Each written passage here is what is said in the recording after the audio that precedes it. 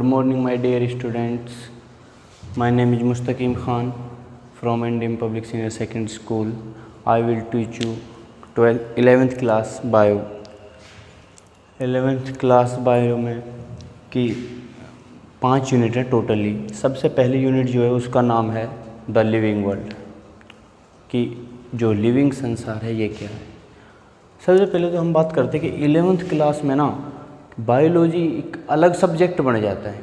कि अब अभी तक हमने सभी ने पढ़ा होगा 10th में science, physics, chemistry and biology and environmental science commonly पढ़ते हैं कुछ चैप्टर्स। लेकिन अब 11th में आकर के फिर हमारा सब्जेक्ट चेंज हो जाता है कि फिजिक्स अलग, केमिस्ट्री अलग एंड बायोलॉजी अलग। तो सबसे पहले क्वेश्चन उठता है कि बायोलॉजी क्या है। बायोलॉजी क्या है? बायो मतलब लिविंग थिंग्स और लॉजी मतलब स्टडी। लॉजी मतलब स्टडी और बायो का मतलब लिविंग। तो लिविंग थिंग्स के बारे में स्टडी करना यही बायोलॉजी है। वैसे तो बायोलॉजी की मोर देन 65 ब्रांचेज हैं, लेकिन मेनली इसकी सिर्फ 2 ब्रांचेज हैं। बायोलॉजी की मेनली 2 ब्रांचेज हैं, botany and zoology. Botany and zoology. Botany क्या है, जूलॉजी क्या है? कि प्लांट्स के बारे में स्टडी करना वो कहलाती है बॉटनी, और जू एनिमल्स के बारे में स्टडी करना वो कहलाती है जूलॉजी। ठीक है, तो ये इसका बेसिक। अब बात करते हैं हम कि सबसे पहला चैप्टर है 11th क्लास में बायोलॉजी। हम स्टार्ट करते हैं कि बायोलॉजी में लिविंग थिंग्स के बारे में पढ़ना है। तो सबसे पहले फिर क्वेश्चन उठता है कि लिविंग थिंग्स क्या होती हैं? क्या जो सांस लेती हैं वो लिविंग थिंग्स होती हैं? बहुत से कह रहे होंगे कि हाँ, जो सांसें लेती हैं वो ही लिविंग थिंग्स हैं, बट ऐसा नहीं है। कि सांस तो बाइक्स वगैरह भी लेती है ना, साइलेंसर के थ्रू। सांस लेना क्या है? रेस्पिरेशन। और रेस्पिरेशन का मतलब क्या है कि एयर का आना या जाना। तो एयर तो पासेज होती है ना नॉन लिविंग थिंग्स में भी। तो इसी वजह से हम नहीं कह सकते कि सांस लेना ही एक करैक्टर है उसका, लिविंग थिंग्स का। सबसे पहला करैक्टर क्या है कि जो लिविंग्स होंगे, सबसे पहला करैक्टर जो लिविंग्स होंगे उनकी डेथ होगी। क्या होगी? डेथ होगी। कभी नॉन लिविंग्स की डेथ नहीं होती। नॉन लिविंग्स की हमेशा डिस्ट्रॉयड होते हैं, वो उनकी डेथ नहीं होती। तो लिविंग्स की डेथ होगी। नंबर 2, वो ग्रो करेंगे नंबर ऑफ सेल्स में और नंबर ऑफ मास में। ग्रो करेंगे नंबर ऑफ सेल्स में एंड नंबर ऑफ मास में। कि उनके सेल का नंबर भी बढ़ेगा और उसका वज़न भी बढ़ेगा। कि 2 करैक्टर्स लिविंग थिंग्स के। तीसरी बात करें तो रिप्रोडक्शन। जो लिविंग थिंग्स होंगे वो हमेशा रिप्रोडक्शन करेंगे, अपनी संतान चलाएंगे, आगे बढ़ाएंगे अपनी संतान, प्रोड्यूस करेंगे अपनी न्यू प्रोजेनीज। ऐसा तो नहीं कि बाइक्स कर जाती हूँ, कारें कर जाती हूँ, कि एक कार ली कुछ महीने बाद या साल बाद 2 कार हो गई अपनी। लेकिन लिविंग थिंग्स में ऐसा होता है कि वो अपनी प्रोजेनी चलाते हैं, रिप्रोडक्शन करते हैं अपनी संतान चलाने के लिए। तो थर्ड करैक्टर हो गया रिप्रोडक्शन।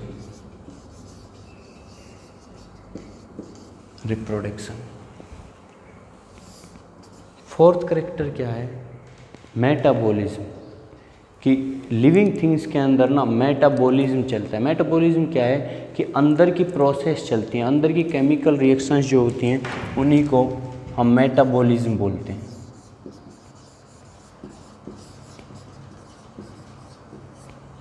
मेटाबॉलिज्म। और बहुत सारे कैरेक्टर्स हैं। अब हम देख सकते हैं जो भी सिस्टम्स होते हैं, डाइजेस्टिव सिस्टम है, एक्सक्रीटरी सिस्टम है एंड रेस्पिरेटरी सिस्टम है।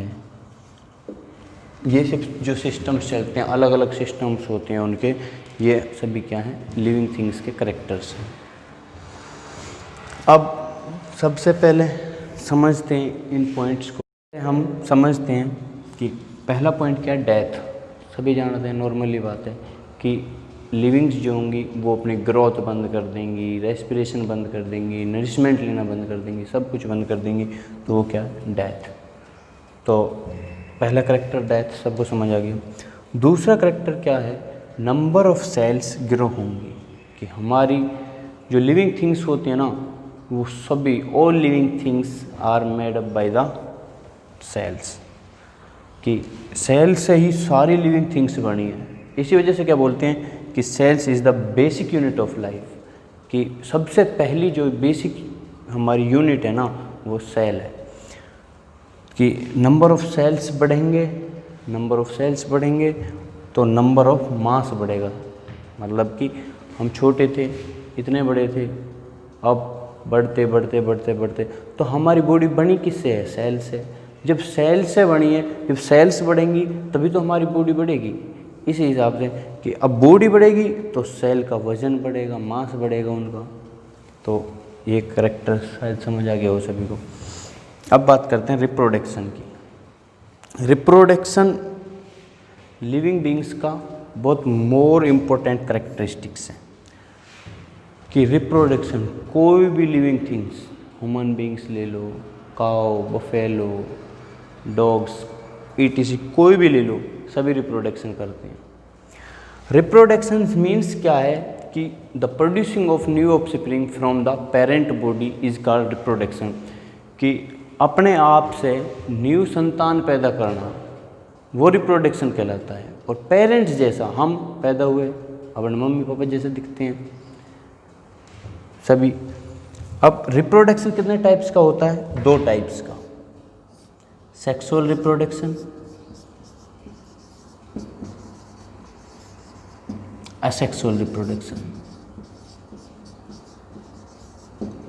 असेक्सुअल रिप्रोडक्शन, सेक्सुअल रिप्रोडक्शन क्या है कि जो जिस रिप्रोडक्शन में ज़रूरत होती है 2 पेरेंट्स की, क्या बोलेंगे, the producing of new offspring from the 2 parent body is called sexual reproduction.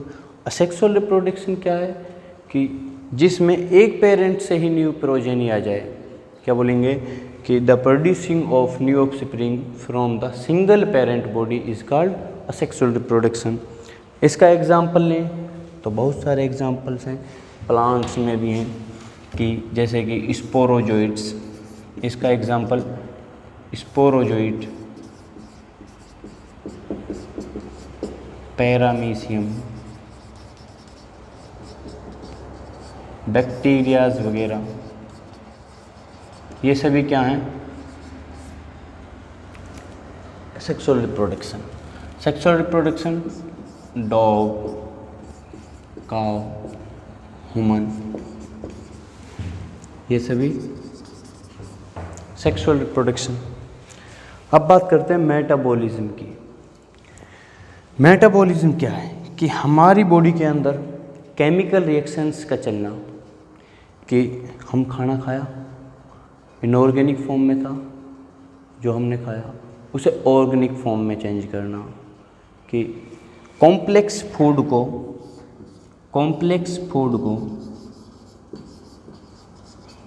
Simple food में चेंज करना,